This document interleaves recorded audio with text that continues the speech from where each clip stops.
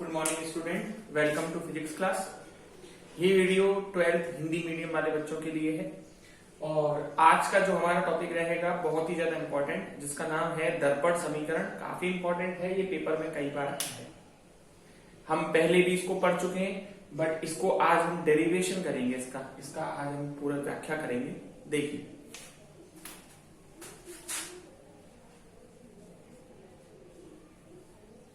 दर्पण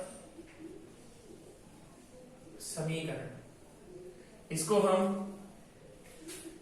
बिंब दूरी u, प्रतिबिंब दूरी v और फोकस दूरी f के मध्य संबंध भी कहते हैं दर्पण के लिए। ठीक है, तो अब इधर देखिए, आप चाहें तो उत्तल दर्पण ले सकते हैं, अवतल दर्पण ले सकते हैं, पर हम लोग अवतल दर्पण लेते हैं। बहुत सीधा सा उसका कारण है कि अवतल दर्पण जो है वो वास्तविक और उल्टी इमेज बनाता है, जबकि उत्तल दर्पण में इमेज जो है यानी प्रतिबिंब जो है वो पीछे की तरफ मिलाने पर बनता है। तो हम ऐसा मिरर लेंगे, ऐसा दर्पण लेंगे जिसमें प्रतिबिंब वास्तविक बने। मान लीजिए आपका एक उत्तल दर्पण है जिसका द्वारक है POP डैश। ये आपने इस पर पॉलिश कर दी। ये इसकी मुख्य अक्ष है, ये इसकी फोकस दूरी है F, ये इसके वक्रता केंद्र है C और ये एक बिंब रखा हुआ है AB। ठीक है, दर्पण के सामने एक वस्तु AB रखी हुई है।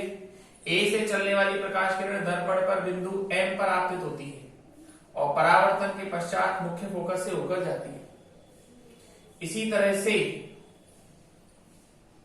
दर्पण के ध्रुव O पर आपतित होने वाली प्रकाश किरण परावर्तन के नियमों का पालन करती है।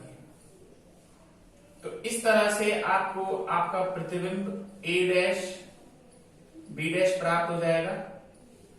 और ये अपन ने पहले भी पढ़ा था कि दर्पण का द्वारक छोटा होता है, इसलिए बिंदु M से एक लंब डालते हैं और जो किस पर आकर मिलता है, D पर आकर मिलता है। तो सारी गणनाएं D से स्टार्ट करते हैं। बिंब दूरी आपकी U है,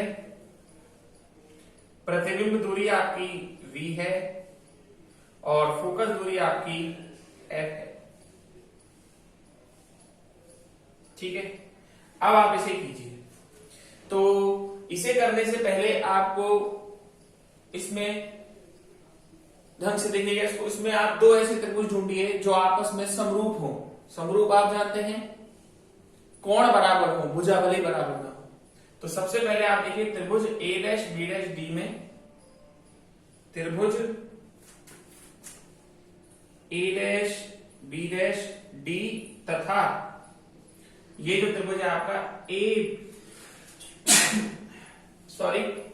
और दूसरा जो त्रिभुज है वो आपका ABD है। त्रिभुज ABD समरूप है। समरूप कैसे हैं देखिए आप, ये 90 डिग्री का कोण है, ये भी 90 डिग्री कोण है। जितना कोण ये होगा उतना ही कोण ये होगा। दो कोण बराबर हो गए, तीसरा तो डेफिनेटली बराबर होगा। समरूप त्रिभुज की खास बात होती है पहले त्रिभुज का लंब बटे दूसरे त्रिभुज का लंब, पहले त्रिभुज का आधार बटे दूसरे त्रिभुज का आधार, पहले त्रिभुज का कर्ण बटे दूसरे त्रिभुज का कर्ण।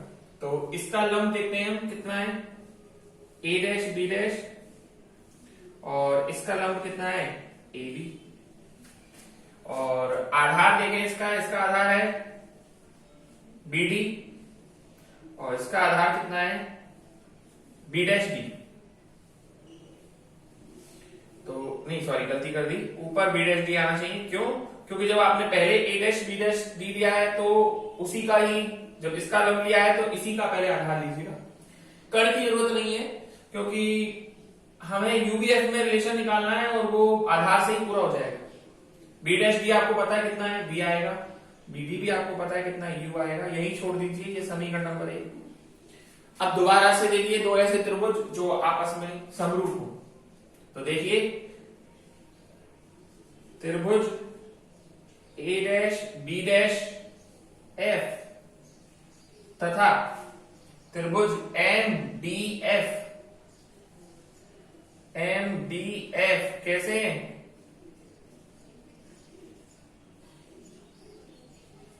समरूप हैं। A dash B dash F और एम बी एफ आपस में समरूप है, तो उसी तरीके से ए डैश बी डैश बटे क्या आएगा आपका एम टी, और इसका आधार हुआ, ये समरूप समझ रहे होंगे आप, ये 90 ये 90, ये शीर्षक रूप कोण हो गए, ये भी बराबर हो गए। तो ये वाला जो मैं त्रिभुज कह रहा हूं एम डी एफ और ए डैश बी डैश डी, ये बराबर हो गए, मतलब समरूप हो गए। तो इसका आधार बी डैश एफ और इसका आधार एफ बी, ये सभी इस रुकिए इसको यहीं छोड़िए। एफ डी तो मुझे पता है, मैं फोकस दूरी लिख दूंगा, लेकिन मुझे बी डैश एफ नहीं पता। ऊपर से एम डी, आप देखिए एम डी ए बी के बराबर हो रहा है, तो इसमें और थोड़ा सा लिखते हैं एम डी बराबर कितना ए बी, और बी डैश एफ बराबर कितना आएगा, बी डैश एफ जो है वो बी डैश डी में से आप एफ डी सब्ट्रैक्ट कर दीजिए, घटा दीजिए। आप सोच रहे होंगे सर ऐसा क्यों करेंगे, तो आपके पास बी डैश एफ का वैल्यू कहां है, नहीं है ना। आप तो अपने न्यूमेरिकल्स को, क्वेश्चंस को इस तरह से बनाएंगे कि यू बी एफ उसमें आ जाए। अब बी डैश डी मुझे पता है बी है और एफ डी मुझे पता है एफ होगा, ये मैं रख सकता हूं।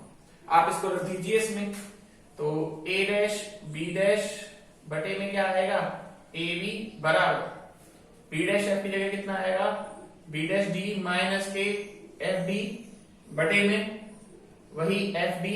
ये समीकरण नंबर आपका हो गया 2। देखें तो समीकरण नंबर 1 भी A dash B dash upon A B है और 2 भी A dash B dash upon A B है, तो हम दोनों की क्या कर सकते हैं तुलना। समीकरण 1 व 2 की तुलना करने पर कीजिए तुलना इनकी, तो बी डैश डी बटे बी डी बराबर B dash D minus F D बटे एफ डी, समीकरण नंबर 3। फिर अपन यूज करेंगे चिन्ह परिपाटी। जैसा मैंने आपको कहा था इस चैप्टर में बिना चिन्ह परिपाटी के कुछ नहीं होता है, तो आप चिन्ह परिपाटी उपयोग में लाएंगे। चिन्ह परिपाटी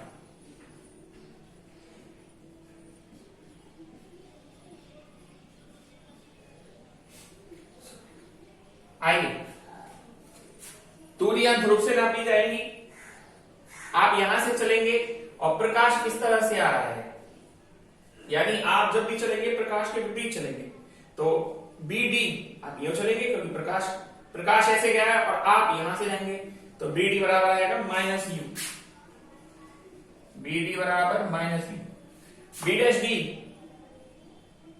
डैश डी आप यहां से दूरी नापेंगे और ये फिर वही आपके प्रकाश तो यूं आ रहा है, आप उसको उल्टे गए हैं, तो बी डैश डी बराबर भी क्या आएगा माइनस के बी, और ऐसे ही एफ डी बराबर आपका क्या आया minus F.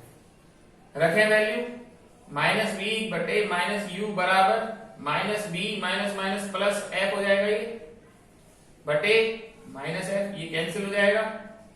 B upon U बराबर minus B minus F upon क्या आएगा माइनस एफ, माइनस से minus cancel, cross multiply V F बराबर U V minus U F. ये समीकरण नंबर आपका 4 होगा, ये आपने क्रॉस मल्टीप्लाई कर लिया, वी एफ बराबर U V minus U F. अब आप इस समीकरण 4 में दोनों पक्षों में यू वी एफ का भाग लगा दीजिए।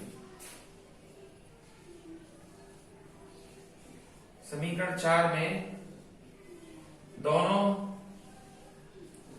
पक्षों में यूवीएफ का भाग देने पर देखिए वी एफ अपॉन यूवीएफ बराबर यूवी अपॉन यूवीएफ माइनस के यूएफ अपॉन यूवीएफ। v से v कैंसिल हुआ, f से f कैंसिल हुआ, u से u कैंसिल हुआ, v से v कैंसिल हुआ, f से f कैंसिल हुआ और u से u। तो इस तरह से अब आपके पास क्या बचता है, यहां बचता है 1 अपॉन u बराबर 1 upon f minus 1 upon v और 1/f बराबर आ जाएगा 1/v प्लस 1/।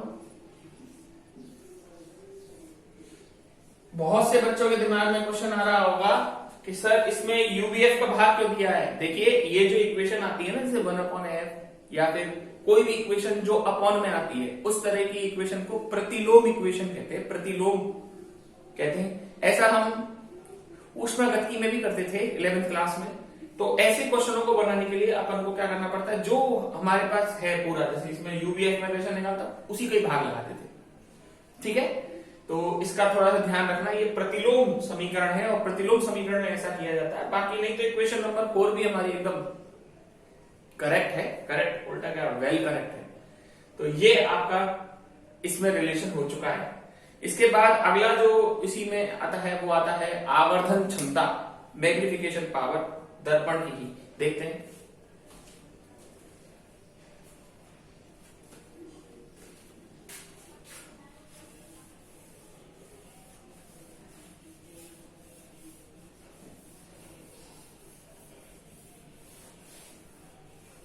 देखिए आवर्धन क्षमता क्या होती है। आवर्धन क्षमता,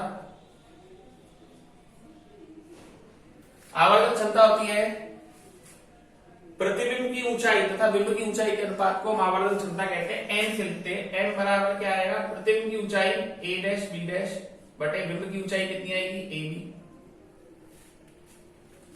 अब अगर आप देखें इसको हम समीकरण नंबर 6 दे देते हैं और ये आपका समीकरण नंबर 1 है। देखिए ये भी तो A dash B dash upon A B, तो 1 को 6 के बराबर देते हैं। समीकरण 1 से समीकरण 6 में मान रखने पर तो m बराबर क्या आया, ए डैश बी डैश बटे ए बी बराबर B dash D upon B. फिर वही चिन्ह पर पार्टी, मान लो बिंब की ऊंचाई h है और प्रतिबिंब की ऊंचाई कितनी है h डैश है, तो ए बी बराबर क्या आएगा प्लस के एच। क्यों, मुख्य अक्ष के ऊपर दूरी पॉजिटिव ली जाएगी। ए डैश बी डैश बराबर क्या आएगा minus K H dash. B dash D बराबर क्या आएगा माइनस बी और बी डी बराबर क्या आएगा माइनस ई। तो क्या आएगा तो एम बराबर minus K H dash upon H बराबर माइनस के बी अपॉन माइनस के you, minus A minus cancel और एम बराबर आएगा माइनस के बी अपॉन यू। तो ये समीकरण नंबर 7 है। ये दर्पण की आवर्धन क्षमता है। आई थिंक आपकी समझ में आ गई होगी, ठीक है। अब इसी में ही आपको आवर्धन क्षमता और भी आप उसको अच्छी तरीके से कर सकते हैं। वैसे ये अगर जैसे दर्पण समीकरण आपके लिए पूछने को कहता है कि दर्पण समीकरण निकालो और दर्पण की आवर्धन क्षमता, तो आपको कम से कम इतना करके दिखाना है। अच्छा डेरिवेशन है, इंपॉर्टेंट डेरिवेशन है। आई थिंक आप लोगों को समझ में आ गया हो, ठीक है। तो मेहनत कीजिए, वीडियो कम से कम 2-2, 3-3 बार देखा कीजिए, तब जाके वो और अच्छी तरीके से आपको क्लियर होगा।